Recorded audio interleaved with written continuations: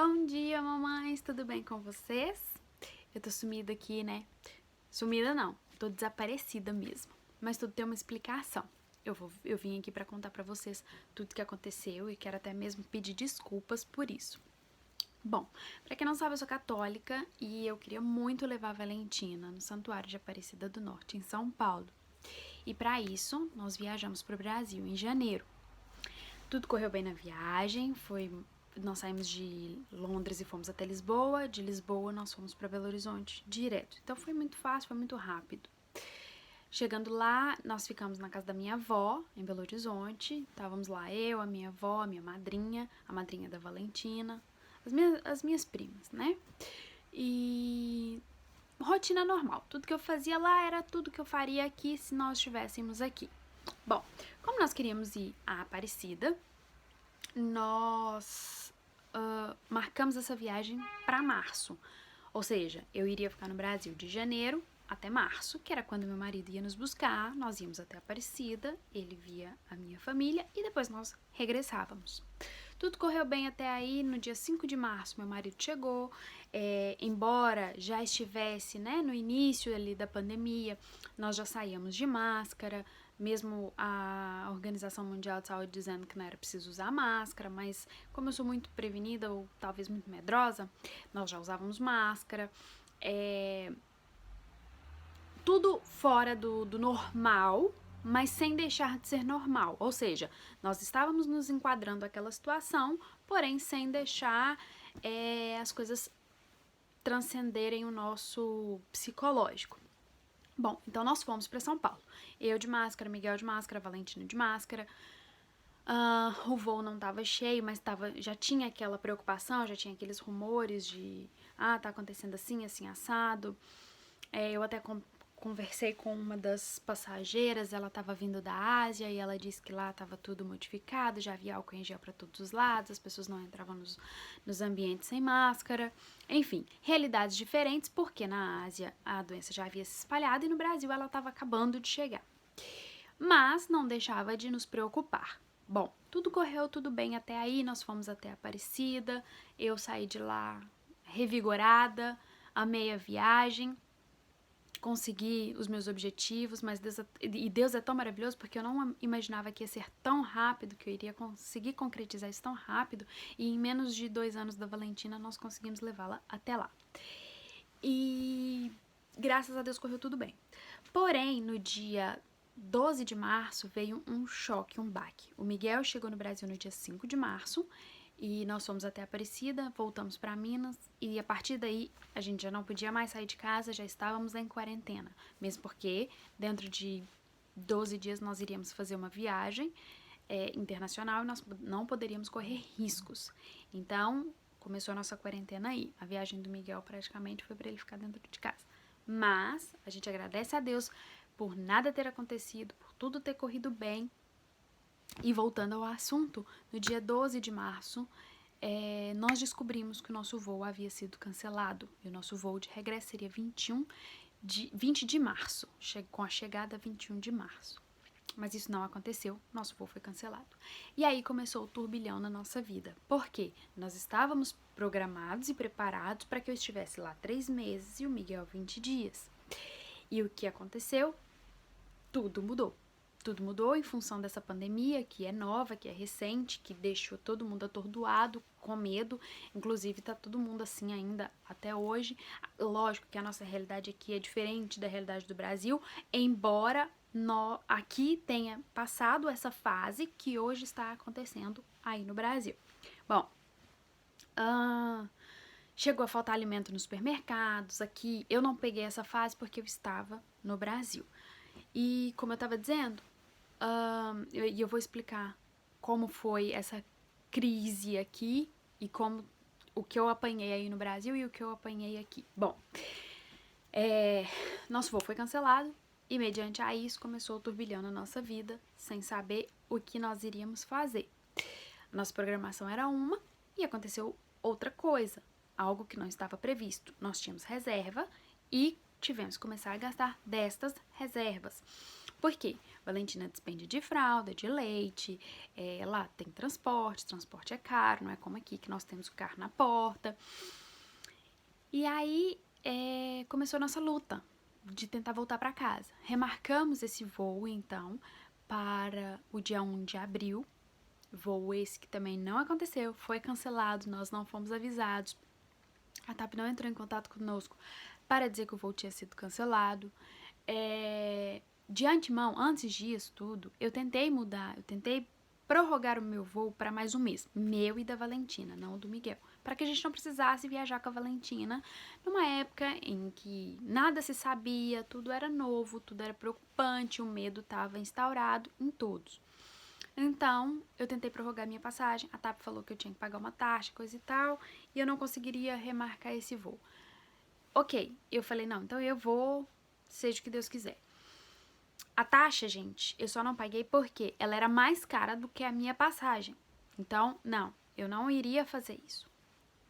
Eu não tô aqui pra dar dinheiro pra ninguém. Então, não remarcamos e iríamos viajar. Só que o nosso voo foi cancelado e nós não fomos avisados. Ok, tentamos novamente remarcar essa passagem, remarcamos e novamente o voo foi cancelado. A agência dessa vez entrou em contato conosco e disse que não tinha jeito. Quando foi no dia 15 de abril, a minha mãe me liga e diz assim, um amigo nosso falou que tá tendo repatriação para portuguesas que estão no Brasil. Então, o que eu fiz? Entrei em contato com o consulado, eu comecei as chamadas para a TAP às 6 horas da manhã. E eu consegui falar com a TAP, e a TAP falou que eu tinha que entrar em contato com o consulado português, e eu disse, não vou entrar em contato novamente com o consulado, porque o consulado disse que eu tinha que resolver com vocês. E então, nós lá conseguimos uma passagem para Portugal, minha, do Miguel e da Valentina. Tudo isso por quê? Porque somos portugueses, então foi um voo de repatriamento. Nós fomos repatriados até Portugal. Só que eu não podia correr o risco de chegar em Portugal e ficar presa em Portugal, em quarentena também, uma vez que eu já estava em quarentena no Brasil.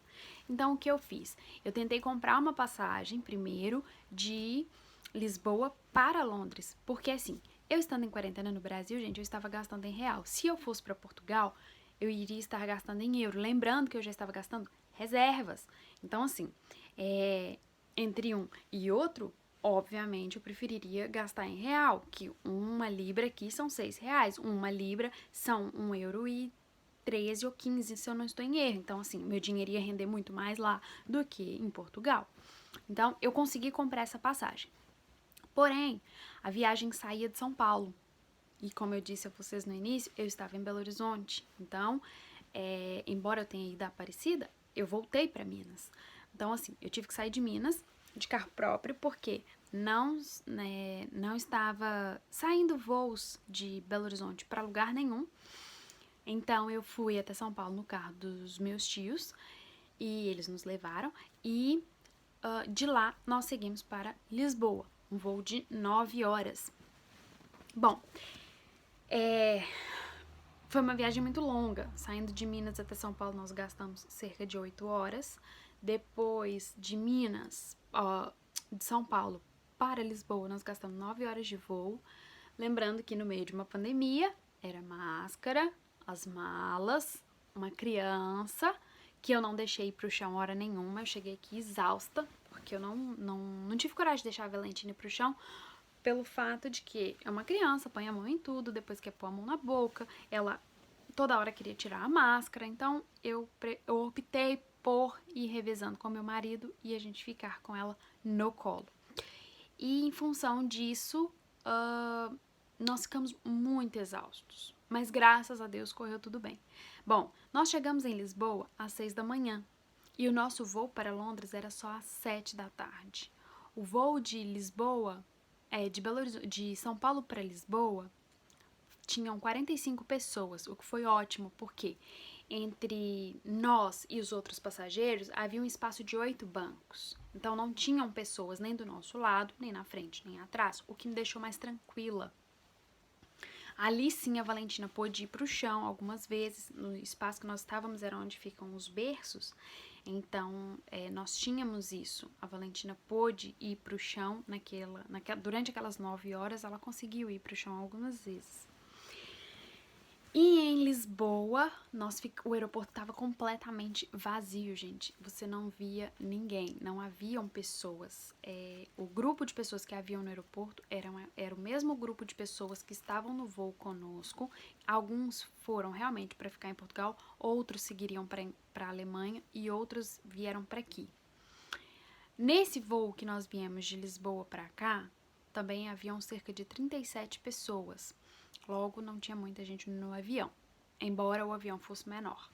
Quando nós chegamos em Londres, a mesma coisa. O único grupo de pessoas que haviam no aeroporto era, portanto, o grupo de pessoas que vieram no mesmo voo que o nosso, porque estava descendo apenas um voo por dia, um de manhã e um na parte da tarde. Então, assim, naquele horário só estava descendo um voo, para não haver aglomeração. Para quem não sabe, os tetos dos aeroportos são baixos, é tudo fechado, porque é área de imigração, então é tudo fechado, não tem janela, não tem nada. Então, para não haver esse risco, eles não estavam deixando descer mais do que um voo. E aí sim nós conseguimos chegar em casa. Porém, tudo isso, toda essa trajetória durou um mês de falta de sono, meu marido não dormia, um mês de apreensão, porque as coisas estavam acontecendo e nós não podíamos fazer nada. E então, graças a Deus, nós conseguimos chegar em casa. Porém, o que acontece? Antes de nós chegarmos aqui, a pandemia já havia chegado verdadeiramente aqui. No Brasil, ela chegou no dia 26 de fevereiro, nós conseguimos sair de lá no dia 18 de abril. Então, assim, nós não pegamos o pico da doença aí. E também não pegamos o pico da doença aqui. Então, eu vou dizer como agora as realidades de ambos os lugares. Quando nós estávamos no Brasil, e aqui falou, bom, lockdown, fecha tudo, pessoal não trabalha mais, ônibus e transporte público, alguns vão parar de circular, as pessoas não vão trabalhar, a não ser um homework. Então, o que aconteceu? Começou a faltar comida nos supermercados.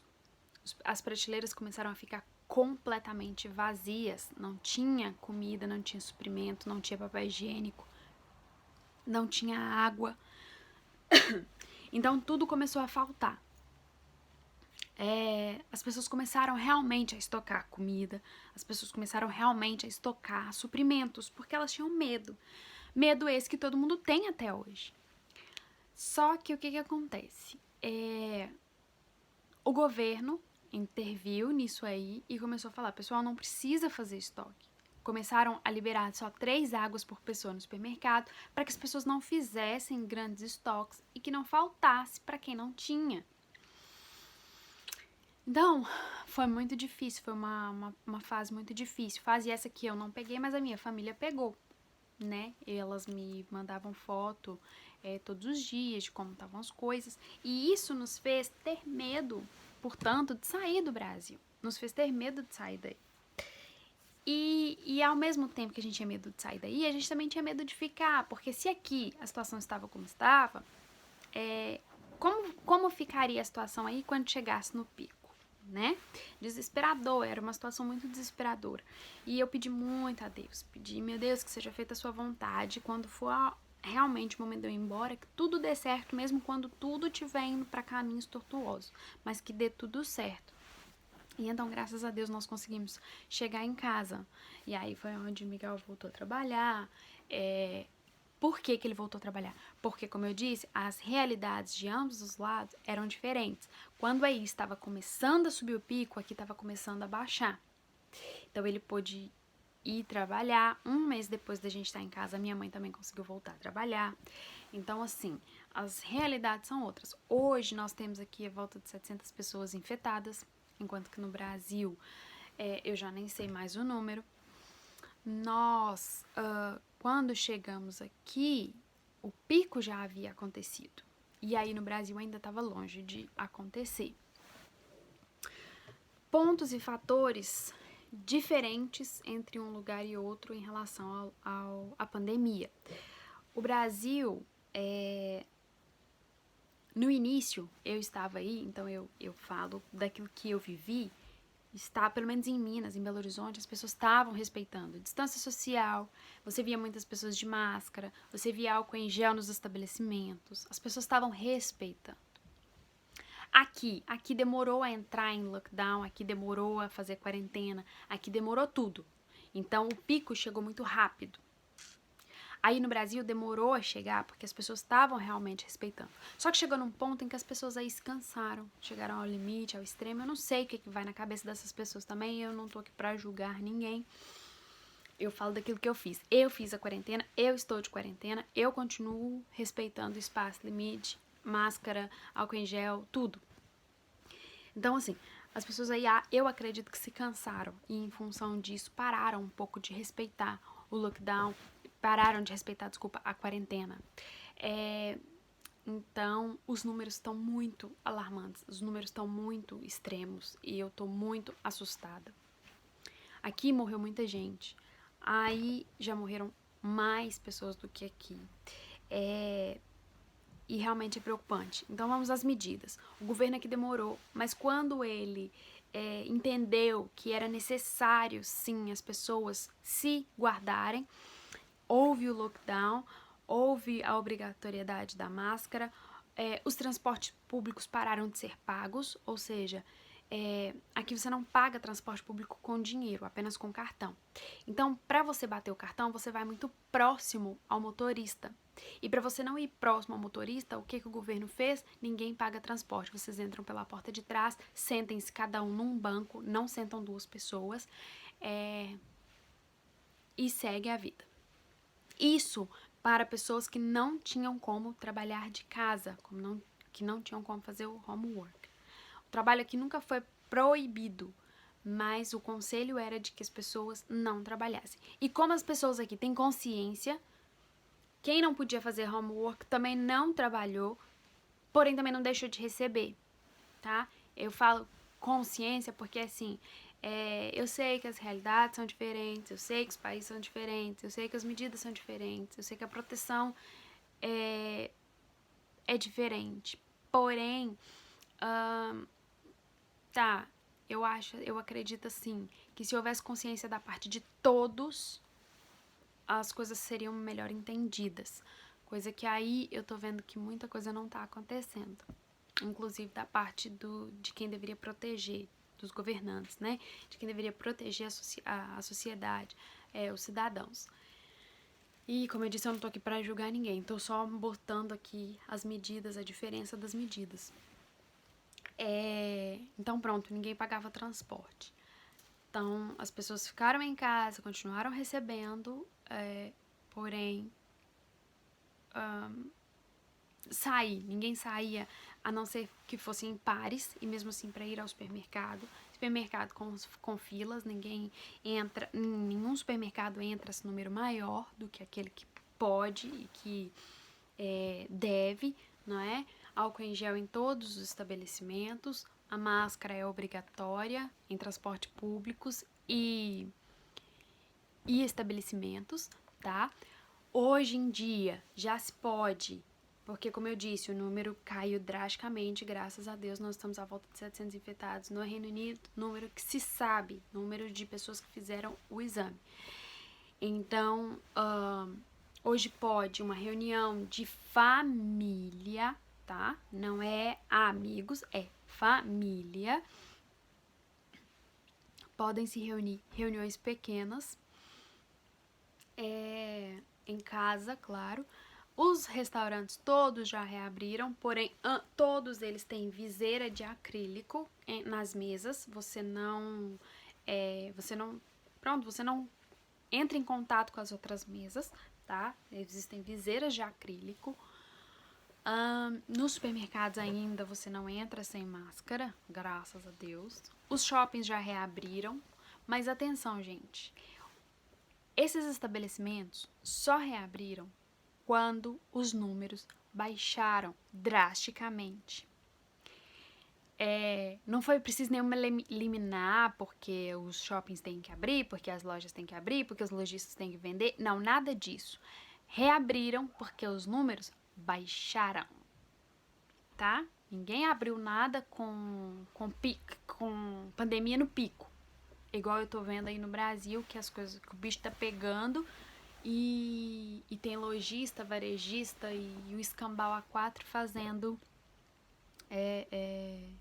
pedindo liminares para reabrir o comércio. Eu sei que todo mundo tem que comer, eu sei que o lojista tem que vender, eu sei que funcionário tem que trabalhar, eu compreendo. Só que a partir do momento que acontece alguma coisa com a vida dessas pessoas, não tem nada a se fazer. Não tem dinheiro que vá trazer a vida da pessoa de volta. Eu sei que as pessoas têm que comer, mas isso aí o governo tem que ter consciência, porque como eu tô dizendo, aqui o governo falou assim: vem cá, meus filhos, vocês são meus, eu vou me responsabilizar por vocês. Colocou dinheiro na conta das pessoas, colocou comida na mesa das pessoas, deixou que elas ficassem em casa se resguardando para que as coisas não se espalhassem. Então, isso aí, desculpa quem não vai concordar, mas eu acho que isso é dever e obrigação do governo. Se dá certo aqui, tinha que dar certo aí também, né? Então, assim, o governo tinha que ter consciência, tá? E não fazer como tá fazendo, não fazer como o nosso presidente tem feito. É difícil falar de pandemia e não falar de política porque, infelizmente, nossos governantes é quem são responsáveis por nós. Então, haveria de partir deles esse cuidado, esse cuidar, que é o que tem acontecido aqui, entendeu? Nós passamos aí a fase pior da quarentena daqui aí no Brasil, porém quando nós chegamos, o nosso dinheiro estava na conta. Dinheiro esse que o governo nos deu, porque nós temos direito, embora a gente estivesse de férias no Brasil, não foi culpa nossa que aconteceu uma pandemia mundial. E mesmo que meu marido estivesse aqui, ele não poderia trabalhar. Então, nós fomos salvos, entre aspas, daquele mês pelo governo. Porque se tivesse acontecendo como é aí no Brasil, nós iríamos ficar apertados, entendeu? Então, assim, nós estávamos de férias sim, mas independente da gente estar de férias ou não, nós receberíamos na mesma. E eu acho sim que o Brasil está deixando um pouquinho a desejar. As pessoas estão fazendo festa, as pessoas estão saindo, as pessoas estão vivendo como se nada tivesse acontecendo, como se não tivessem pessoas morrendo, como se não houvesse pandemia. Ou como se a cura já tivesse aparecido para uns e não para outros. Às vezes a sensação que eu tenho é de que a única pessoa que faz quarentena somos nós aqui de casa. Porque é surreal, sabe?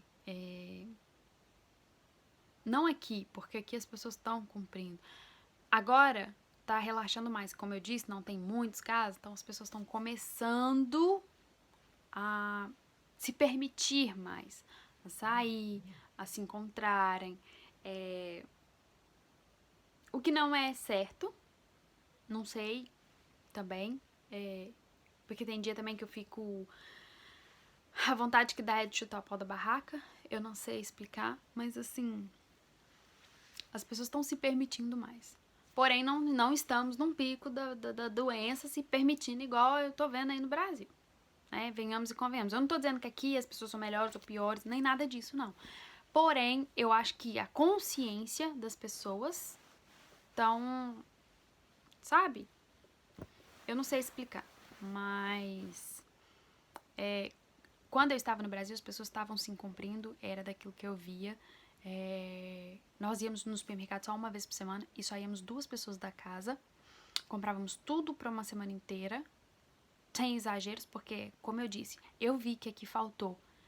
Eu sei que aqui eles passaram um aperto, não por falta de dinheiro, mas sim por falta de ter as coisas no supermercado para comprar. Então, se eu não quero aquilo para minha família, eu não ia fazer a família dos outros passarem. Ou pelo menos ser uma percentagem de responsável pela falta na mesa dos outros. Entende? Então, assim, ninguém fazia excessos. Nós éramos 7 dentro de casa e fazíamos compra para uma semana. Então, óbvio, a gente não ia... como eu disse, eu não ia fazer compra para um mês, sendo que poderia faltar para 4 famílias, né? Porque se eu tava colocando quatro semanas no carrinho do supermercado, eu poderia sim estar tirando de quem, não por falta de dinheiro, mas por falta de ter dentro do supermercado. Graças a Deus, aí até onde eu estive, até quando eu estive, não faltou nos supermercados. E mesmo as propagandas diziam que os supermercados não iam deixar de faltar com suas responsabilidades no estabelecimento. Então é isso, gente. As diferenças que eu vi foram essas. Eu acho que falta conscientização. Eu quero pedir desculpa para vocês por eu ter sumido daqui, mas era impossível gravar vídeos com essa atmosfera, não tinha... Tinham coisas maiores acontecendo, então eu não podia vir aqui e gravar vídeo para vocês como se tudo tivesse normal, vida normal, as coisas estavam acontecendo, então assim, eu peço desculpa para vocês por eu não ter vindo, porém a situação não me permitia, sabe? Muita coisa acontecendo, muita gente partindo, muitas famílias ficando órfãs de seus familiares, de seus entes queridos, de seus amigos, de vida, né? E muito rápido, muito fácil e em função de uma coisa que a gente nem sequer vê. Eu tenho muito medo e eu peço a Deus todos os dias pela minha família, pelo mundo, por quem tá no leito de hospital, por quem tá passando por isso, por quem tá sofrendo de outras condições e às vezes tá com medo de ir no hospital por causa do corona, ou tá impedido de fazer tratamento por causa do corona. Então, assim, é um momento muito sério. Aqui tá começando a abrandar, mas aí ainda tá muito longe disso acontecer. Então, é por isso que eu não vim. Como eu disse, tem coisas maiores acontecendo e não é justo eu vir para aqui fazer vídeos como se nada tivesse acontecendo. Eu agradeço a todos vocês pela compreensão. Muitas pessoas me seguem lá no Instagram do Desafio da Maternidade Arco-Íris, então sabe mais ou menos o que tem acontecido na minha vida, na nossa vida.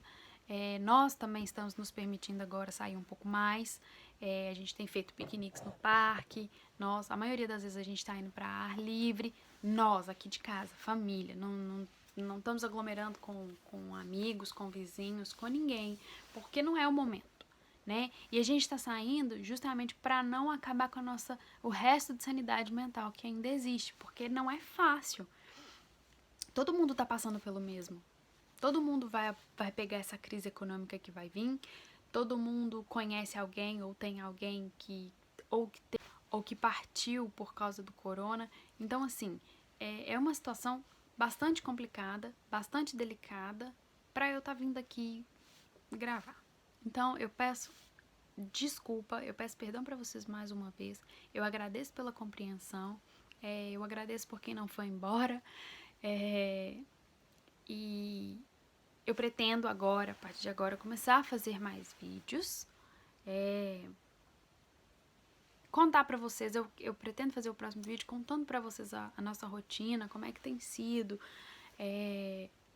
pra uma criança, porque como você consegue explicar pra crianças que já começam a entender as coisas, mas como é que você explica pra uma criança de 1 ano e 9 meses, que nós estamos no meio de uma pandemia e que a gente tem que usar máscara e que não se pode ficar pondo a mão nas coisas, que não pode pôr a mão na boca, que não pode ir pro chão, que não pode abraçar os primos, que não pode abraçar a avó.